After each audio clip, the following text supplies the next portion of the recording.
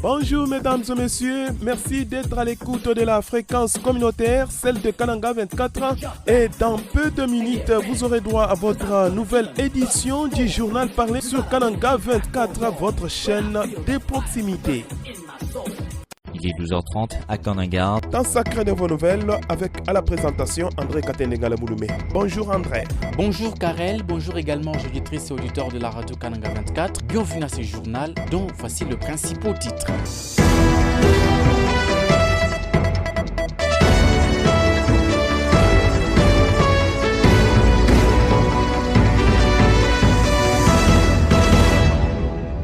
La convocation de tous les gouverneurs des provinces récemment élus ou réélus à Kinshasa hier mercredi par le ministre de l'Intérieur et la démission de la ministre déléguée près le ministre de l'Environnement et Développement durable en charge de l'économie du climat sont là les deux sujets qui vous seront développés à la une de la revue de presse de ce jeudi sur Kananga 24. Le journal. Le sénateur Jean Tshisekedi a fait hier mercredi un don d'un générateur Pempa 9 pour la réparation du bac en panne se trouvant sur la rivière Loloa du côté Nsanganyembwe. Objectif, rendre fluide la traversée sur cette rivière. Kananga 24. L'UNHCR organise depuis hier une session d'information sur son mandat et la protection internationale au profit de bénéficiaires du programme des bourses Zaïda Catalan. Ceci rentre dans le cadre de la Journée mondiale du réfugié, célébrée en juin de chaque année. Le journal.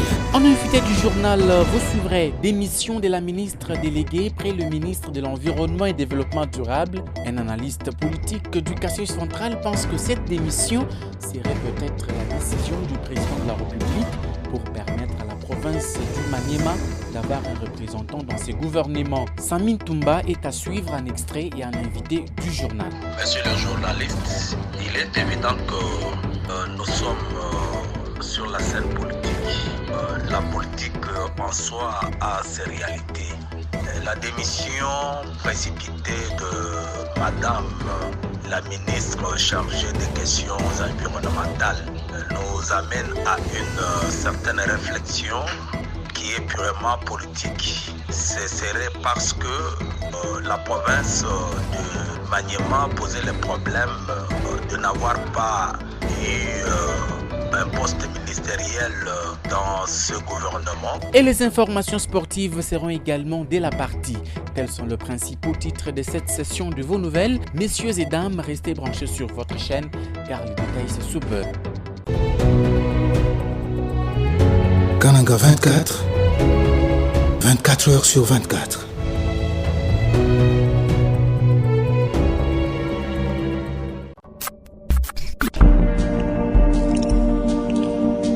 La revue de presse. La revue de presse. Nous recevons à présent Sylvain Tendai qui vient d'effectuer son entrée au studio de Kananga 24 avec la revue de presse. Et après lui, nous revenons à vous, André Katenengala-Mouloumé. Bonjour Sylvain. Bonjour, estimés confrères. Bonjour également à tous les auditeurs de Kananga 24. Bienvenue à cette revue de presse. Que peuvent retenir les auditeurs de Kananga 24 sur les sujets parus à Kinshasa hier mercredi? Oui, deux sujets retiennent l'attention des journaux ces jours, notamment la convocation de tous les gouverneurs des provinces et récemment élus réélis à Kinshasa hier mercredi par le ministre de l'Intérieur et la démission de la ministre déléguée près le ministre de l'Environnement et Développement durable en charge de l'économie du climat. Sur le premier sujet, EcoNews rapporte que tous les gouverneurs et vice-gouverneurs des provinces élus, même si n'ayant pas encore été investis par l'ordonnance du président de la République, ont été urgemment convoqués hier mercredi à Kinshasa via un télégramme signé par le tout nouveau vice-premier ministre de l'Intérieur et Sécurité, Jacquemaine Chabani. Selon la vice-primature en charge de l'Intérieur, note cet hebdomadaire, il s'agit d'une séance d'information et d'échange d'expérience pour la mise en train de gouverneurs et vice-gouverneurs des provinces nouvellement élus. Dans son télégramme indique ce portail, le patron de la territoriale insiste sur le caractère obligatoire, rappelant que la présence de tous les gouverneurs élus serait exigée. Sur le plan de la même page, le Phare précise que le vice-premier ministre de l'Intérieur aurait demandé à tous ses gouverneurs de cesser toute activité et de saisir la première occasion qui va s'offrir à chacun pour joindre la capitale. Selon ce tabloïd, c'était en vue de leur participation à la cérémonie de remise de leur notification dans la salle Virunga du cabinet de la vice-primature de l'Intérieur prévu mercredi dernier sous le haut patronage du président de la République. De ces faits, Info 27 souligne que ces gouverneurs de province sont au cœur de la vision de développement de Félix Tshisekedi. Toutefois, pense quotidien pour que cette vision se concrétise pleinement, l'engagement résolu et déterminé des gouverneurs est essentiel. Ainsi soutient ce tabloïd, la convocation à Kinshasa de chefs des exécutifs provinciaux dépasse largement le cadre d'une simple réunion de routine pour des notifications. Entre-temps, le potentiel change de chapitre et signale que Stéphanie Mbombo-Mwamba jette l'éponge après avoir été nommée par ordonnance présidentielle rendue publique le 29 mai dernier au poste de ministre délégué près le ministre de l'Environnement en charge de l'économie du climat. La prospérité s'étonne de cette démission juste une semaine après l'investiture du gouvernement siminois.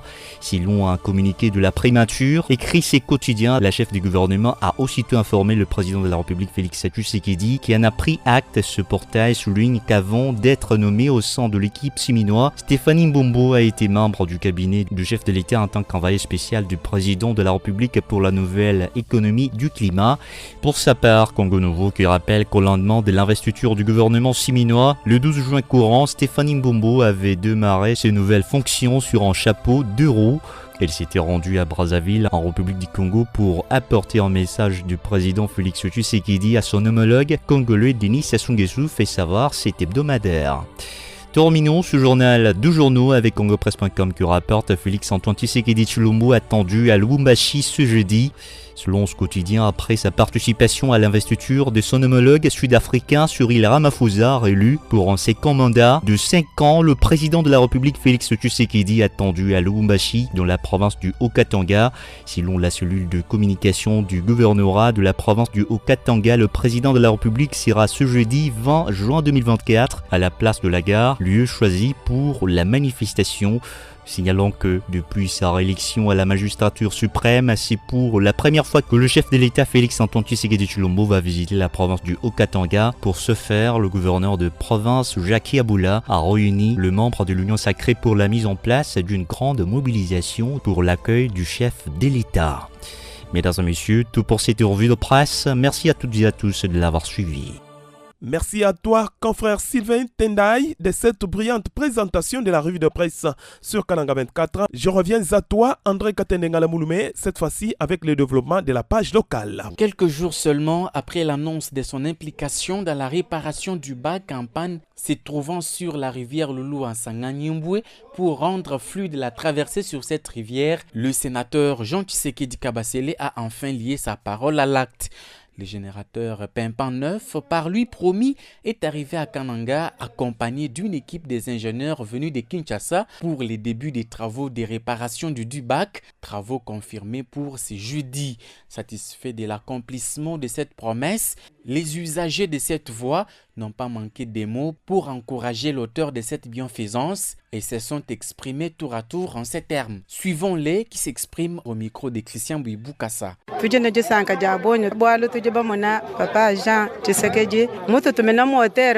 Nous sommes très heureux d'être bénéficiaires de ces gestes de cœur de la part du sénateur Jean Tshisekedi Kabasele.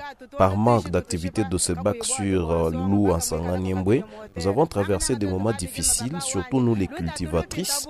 Nous ne savions pas vaquer à nos occupations et prendre soin de nos familles.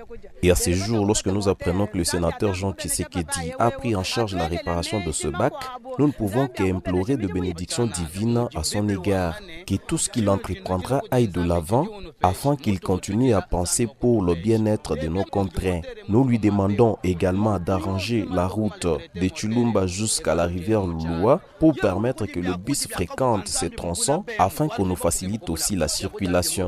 Tout ce que nous pouvons à ce niveau, c'est dire grandement merci au sénateur Jean Tshisekedi et mettons en garde quiconque viendra avec l'esprit de destruction de ce bac, il nous retrouvera sur son chemin.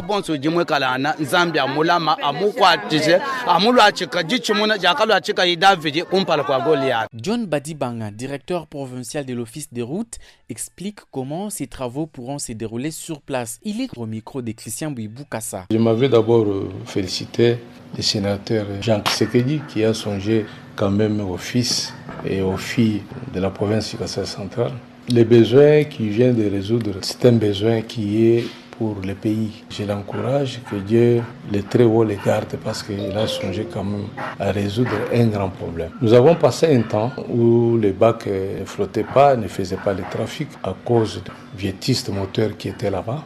Lui a songé quand même à résoudre ces problèmes en dotant le bac d'un Sanganyembo avec un nouveau moteur. Vraiment, c'est un acte à encourager. Nous avons reçu le moteur il y a 2 jours, qui est parti de Kinshasa vers Kananga. Nous avons reçu des techniciens qui sont venus de Kinshasa, supportés par le sénateur Jean Tshisekedi Kabasile. Ils feront plus ou moins ici 10 jours pour réhabiliter ces bacs. Je crois que la journée d'aujourd'hui, les travaux vont commencer, le démontage et le montage. Je dis bien le démontage, c'est-à-dire l'ancien moteur qui existe, et puis ils vont revenir maintenant sur le suivi de monter et puis faire des essais. Voilà comment ça va se passer. Toutes les pièces, les batteries, les lubrifiants, voire même les carburants, c'est acheté par un fils de bon cœur de la province qui a songé à tout prix vraiment à satisfaire aux besoins de la province. Pendant ce temps, l'Institut supérieur des techniques médicales ISTEM Kananga a reçu du FPF un groupe électrogène hier mercredi. À en croire John Kayembe, DG de cette institution, ceci est une récompense pour avoir méticulé dans la rente des quotités. Il est au micro de Kananga 24, on l'écoute. Le coordonnateur provincial du FPF a été sur notre site pour honorer l'ISTEM Kananga. L'honorer en lui remettant un groupe électrogène de grande capacité, 5.5 kVA. Ceci juste parce que nous avons été très méticuleux dans la rente des quotités qui lui était allouée. En signe de reconnaissance, ils nous ont fait ce cadeau. C'est comme ça que vous les avez vus sur notre site. Mais les sentiments ne peuvent qu'être des sentiments de joie. Des sentiments qui vont encore nous motiver davantage pour être méticuleux dans la gestion. Parce que vous allez remarquer que l'année académique n'est pas encore terminée, mais nous nous étions arrangés par respect des instructions à pouvoir nous acquitter à temps de toutes les quotités qui ont été sur les lignes budgétaires du FPF. C'est comme ça qu'ils nous ont surpris pour venir nous remercier, montrer que nous avons été modèles. C'est comme ça que nous sommes très joyeux et nous pouvons communiquer ça à la communauté, qu'ils puissent savoir que lorsque, à l'extérieur, on est en train de faire ces gestes, c'est une note positive pour nous et ils ne peuvent que se réjouir, comme vous avez vu. Et aux étudiants, de pouvoir être aussi solvables parce que s'ils ne payent pas, ça va nous préjudicer pour libérer toutes les quotités que le ministère nous a fixées. Autre chose à présent, le conseil communal d'Indécha a enfin son bureau définitif. Ce dernier est chapeauté par Jean-Jacques Ilunga, élu avec 4 voix sur les 7 votants. Jean-Jacques Ilunga dirigera ce bureau avec Madame Berthe Kapinga, vice-présidente, Monsieur Laurent Luboya, rapporteur, et Madame Thérèse Batena Moubadi, questeur. Dans ses premiers mots, Jean-Jacques Ilunga s'est dit être président de ceux qui l'ont voté et ceux ne l'ayant pas fait, avant d'ajouter qu'ensemble avec ses collègues, ils mettront au centre de leurs actions le développement de la commune d'Indécha. Le président du bureau définitif du conseil communal d'Indécha, Jean-Jacques Ilunga, est ici au micro de Christian Bouibou-Kassa. Personnellement, j'ai dit gloire soit rendue au Seigneur. Je suis en train de dire merci aux chers collègues pour leur confiance. Je suis présent de tous. Je suis président de tous les conseillers. Le mandat est basé sur l'unité et la défense de tous. Je vais faire de tout mon mieux pour prendre les doléances de la base, amener ça à la mairie. Après la mairie, c'est la province. Les priorités en tant que président du conseil communal, ensemble avec les collègues, on va faire tout. Il y a la route qui mène vers le cimetière de Camonde, coupé en deux. Nous avons encore un problème de marché moderne pour la commune d'Indécha. Mais en tant que les représentants du peuple de la commune d'Indécha, on fera tout pour qu'on puisse un peu résoudre certains problèmes de notre commune. Je pense bien que la session extraordinaire sera bientôt convoquée par moi-même avec les bureaux. Et je pense que avant les élections, peut-être selon les informations, ça sera les élections des bourgmestres et bourgmestres des conseillers qui s'annoncent incessamment. On fera tout pour rassembler tout le monde. Je pense qu'on est tous ensemble avec les amis. À la population d'Indèche, on doit être ensemble pour travailler et pour faire rayonner la commune d'Indèche. Et la commune d'Indèche, c'est une commune mère. Je pense bien qu'on fera tout. Le problème, c'est d'être ensemble pour rayonner notre commune. Kananga 24, le journal. Restons toujours en politique. Une semaine après sa publication, le gouvernement souminois enregistre la première démission. Il s'agit de la ministre déléguée près le ministre de l'Environnement et Développement durable en charge de l'économie du climat. Il s'agit de Madame Stéphanie Mbombo. Cette situation a fait couler d'encre et de salive au sein de la classe sociopolitique. Contacté à ce sujet, un analyste politique du Kasaï central pense que cette démission peut être la décision du président de la République pour permettre à la province du Maniema d'avoir un représentant dans ce gouvernement. Samin Toumba renchérit pour dire que si cette démission n'est pas due à cette raison, ça peut engendrer des problèmes dans les jours à venir. Suivez Samin Toumba qui le dit à Jacob Kandé. Bon, jusque-là, nous sommes en train de nous poser plusieurs questions quant à ce. Mais c'est un fait normal en politique. Quelqu'un peut démissionner 2-3 jours après, après avoir occupé une quelconque fonction. Mais ça ne doit pas nécessairement nous laisser dans une certaine léthargie pour ne pas, en tant que scientifique, penser, chercher à analyser une si grande question qui s'est posée parce que le domaine politique étant un domaine vraiment très complexe, il est évident que tout scientifique avéré doit nécessairement se poser plusieurs questions pour que dans ces hypothèses, certaines réponses soient tantôt d'une manière ou d'une autre ramassées. Alors, si sa démission lui a été exigée par le président de la République par le fait qu'il fallait donner un ministère à nos frères de Maniema, là, je trouve que c'est quand même une bonne chose parce que il faut nécessairement qu'on cherche une cohésion nationale qui va faire de sorte que tout le monde puisse s'y retrouver. Alors, si cela est occasionné par une autre pression, autre que celle présentée par moi dans mon analyse, je trouve que ça risque d'entacher beaucoup de problèmes au fonctionnement normal de ce gouvernement. Face au réchauffement climatique constaté actuellement au Kasaï central, Hippolyte Kamaï, spécialiste en géographie et écrivain, confirme que l'être humain est à la base de cette situation. Cette chaleur provient du déboisement, d'où il invite toute la population du Kasaï central à bien protéger les plantes afin de lutter contre les réchauffements climatiques. Hippolyte Kamaï l'explique à Benjamin Choutaknouzanchini Kalala. En premier lieu, d'éviter le déboisement. Quand il faut couper, il faut penser à replanter. Donc, couper un arbre et en planter 3. Et en plus, nous avons des déchets non dégradables. Actuellement, les sachets jonchent tous côtés. Et plus on a des sachets dans les sols, plus la végétation n'est pas propice à se fixer. Donc, si on veut bien gérer ces déchets non biodégradables tels que les chassés, on le brûle, on les met quelque part. Là, il y aura lieu que la végétation puisse pousser et là, on va éviter ce qu'on appelle le réchauffement climatique. Donc, il faut reboiser, éviter de couper anarchiquement. Quand il faut couper, il faut penser à replanter. Je suis isolé, je le fais seul, avec mes propres efforts. En le faisant, j'ai sollicité un concours de tel ou tel autre. Malgré ça, j'ai même écrit J'ai écrit aux autorités de la place, s'ils pouvaient me venir en aide. Personne n'a pensé à cela. Je le fais, je ne suis pas encore fini. Je fais pour tous les cycles, les cycles longs, aux humanités, je fais. Il n'y a que la classe de 7e où il faut des notions de base. Je vais aller avec toute sérénité pour que la matière soit bien posée. Pourvu que même ça tombe dans quelqu'un qui n'est pas du domaine, qu'il se retrouve facilement. Comme annoncé au sommaire, le Haut Commissariat des Nations Unies pour le réfugié UNHCR, au profit des 65 filles bénéficiaires du programme des bourses Zaïda Catalane du Kasaï central, axé sur les mandats du UNHCR et la protection internationale. Cette activité de 2 jours rentre dans les cadres de la Journée mondiale du réfugié, célébrée le 20 juin de chaque année, et est d'une grande importance capitale pour le participant sur la mission de l'UNHCR et les droits dont jouissent les réfugiés au monde.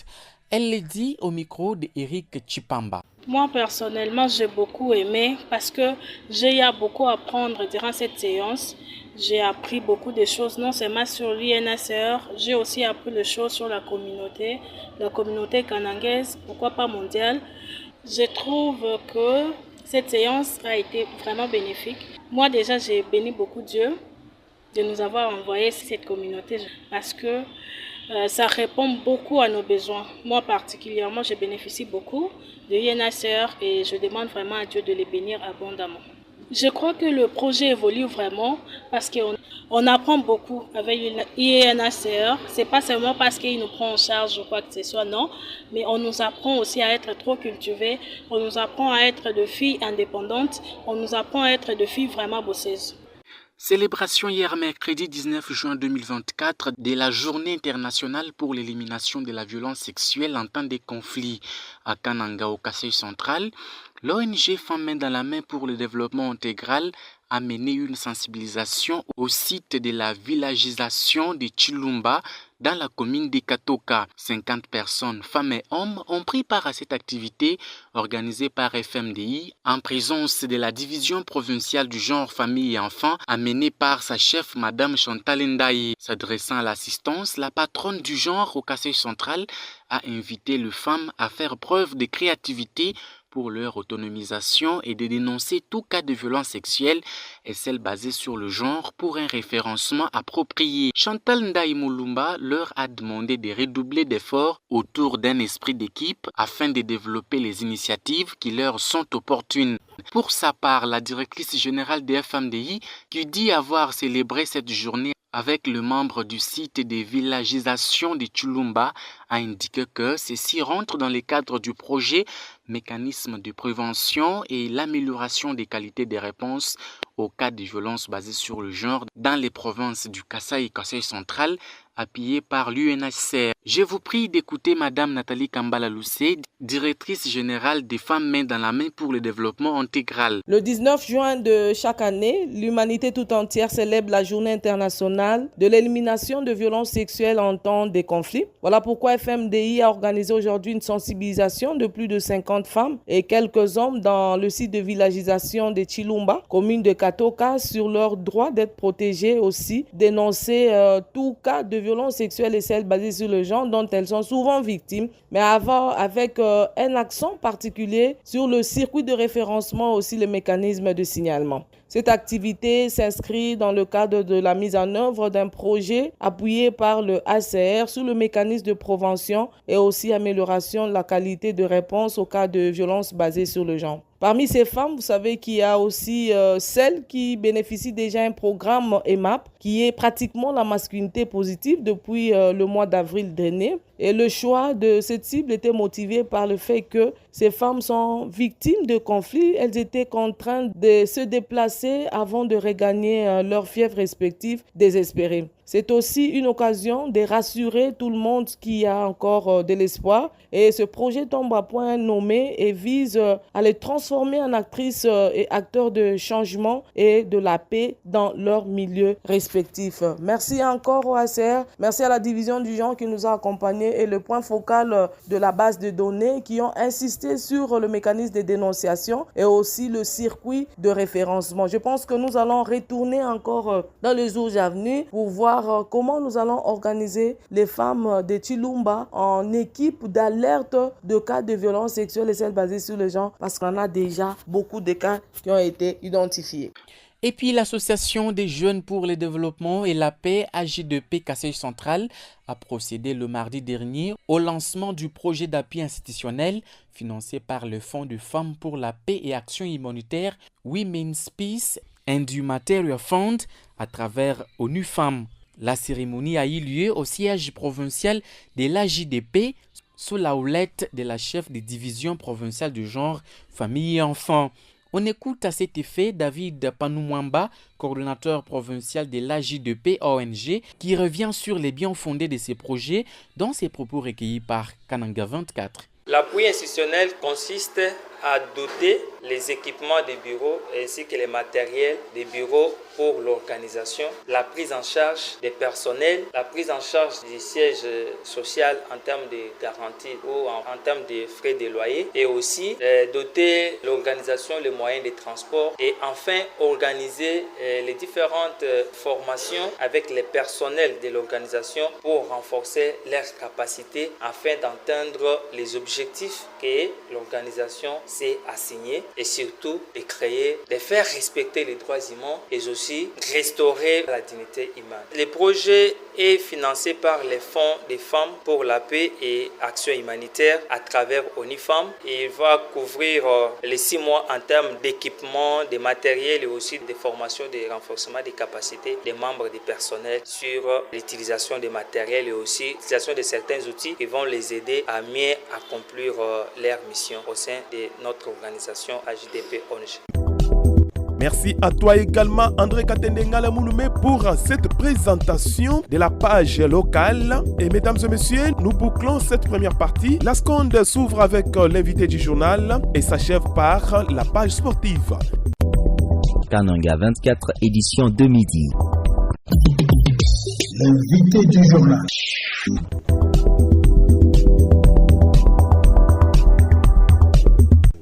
Notre invité du journal de ce jour est Samin Toumba, analyste des questions sociopolitiques au Kassai Central. Il s'entretient avec Jacob Kondé au sujet de la démission de la ministre déléguée près les ministres de l'Environnement et Développement durable en charge de l'économie du climat du gouvernement souminois. Suivez leur entretien. Samin Toumba, vous êtes politologue centre kassaïen. Une semaine après sa publication, le gouvernement souminois enregistre la première démission. Il s'agit de la ministre déléguée près les ministres de l'Environnement et Développement durable en charge de l'économie du climat, Madame Stéphanie Mbombo.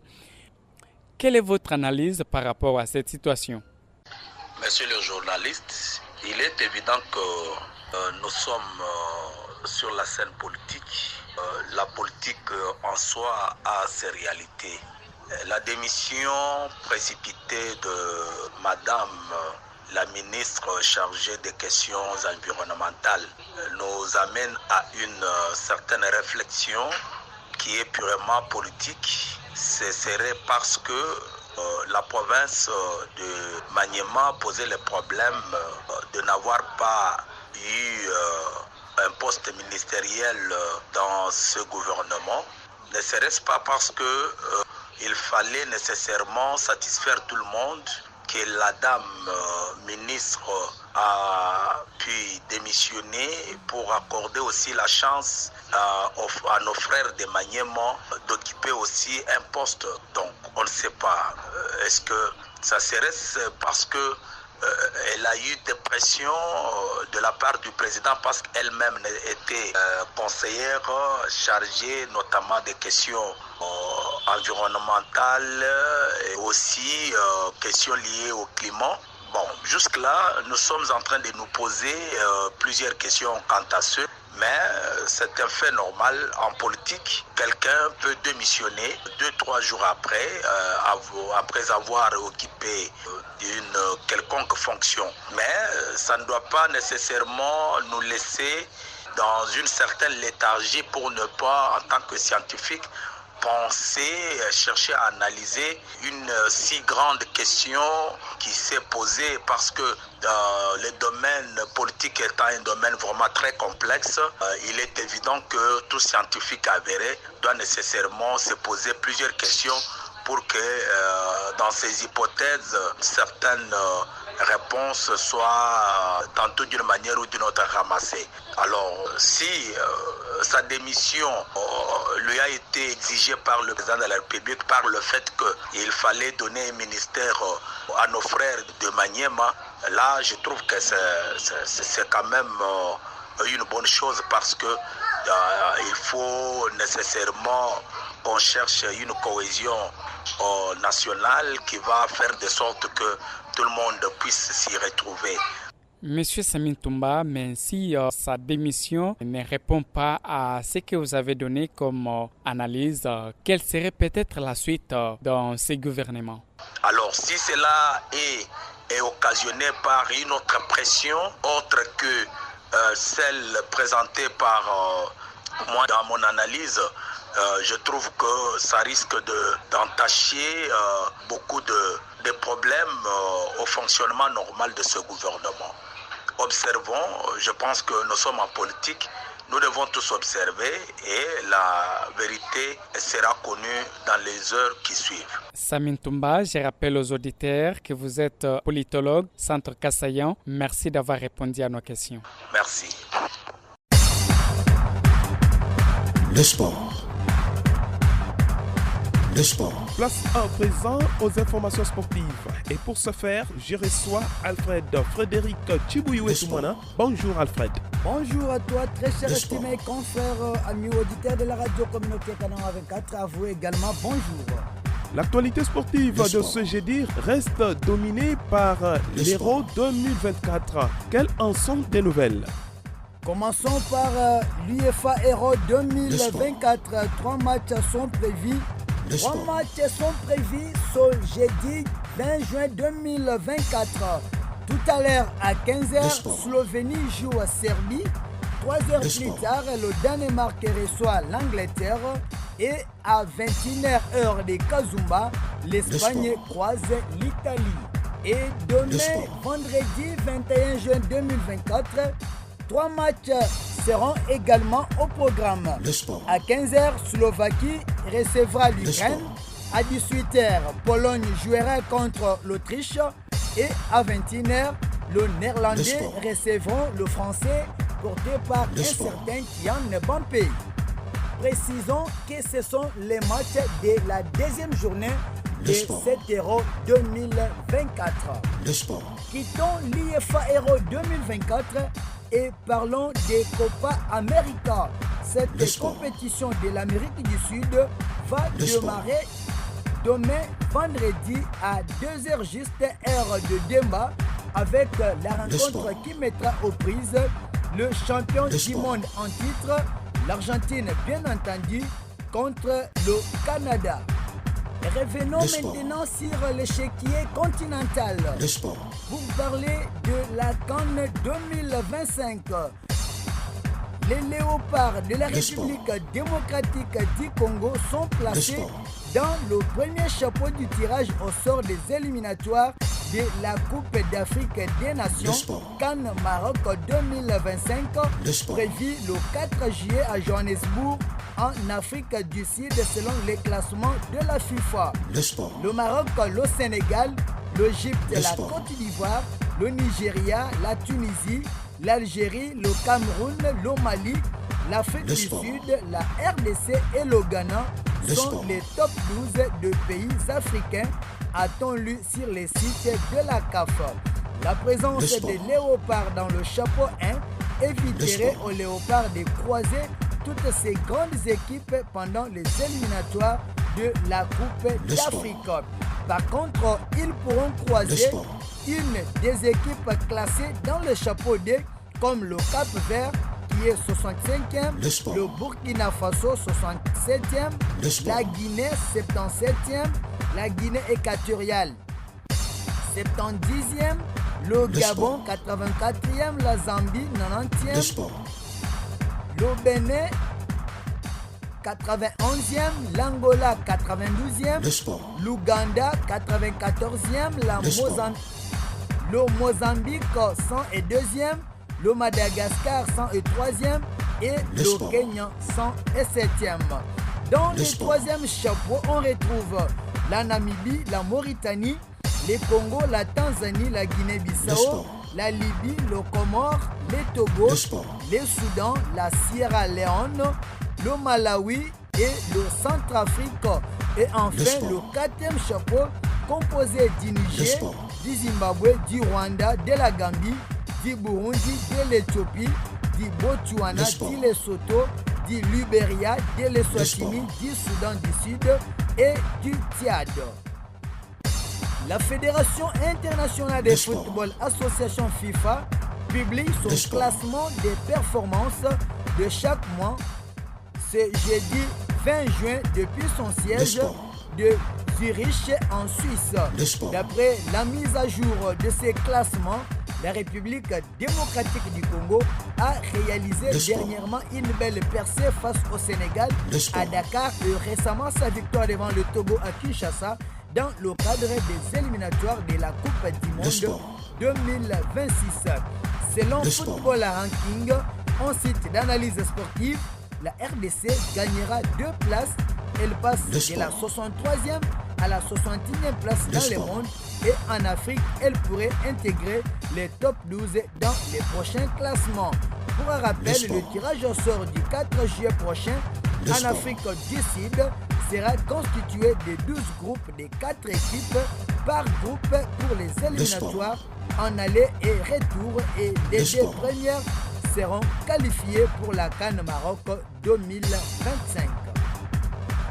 Et puisque nous avons parlé de la sélection RD congolaise, parlons de Samuel Essende. L'international footballeur congolais Samuel Emmanuel Essende Mbongu s'apprête à quitter Football Club de Vizela pour rejoindre le FC Augsbourg, club évoluant en division d'élite allemande. D'après plusieurs sources, la formation allemande a trouvé un accord avec les Léopards de 26 ans pour un montant d'environ 5 millions d'euros. Augsbourg a fini 11e de Bundesliga avec 39 points la saison dernière. Il est à noter qu'après Augsbourg, plusieurs clubs français, portugais et italiens se sont renseignés sur les nouvelles du natif de Montfermeil.